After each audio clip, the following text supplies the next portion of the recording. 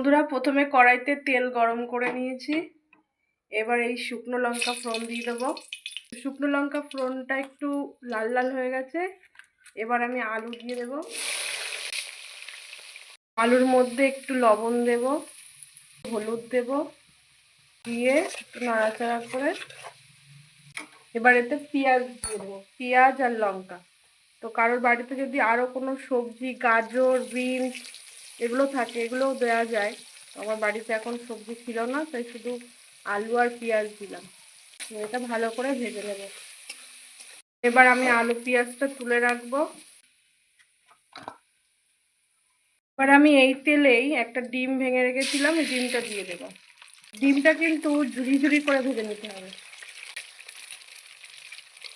এবার আমি ওই ডিমের মধ্যেই ওই বাসি ভাতটা যেটা রেখে দিয়েছিলাম ফ্রিজে তুলে রাত্রে, সেটা এখন দিয়ে দেবো।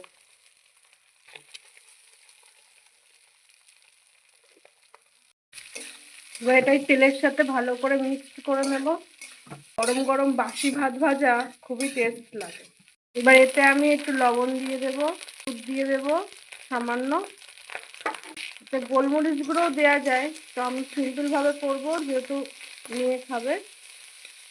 তো এবার আমি আলু আর পেঁয়াজ ভাজাটাও দিয়ে দেবো। তো এবার গ্যাসটা অফ করে দিয়ে দেখো বন্ধুরা, কত সুন্দর অল্প টাইমের মধ্যে সকালের একটা টিফিন বাসি ভাত দিয়েই হয়ে গেল, ভাত ভাজা।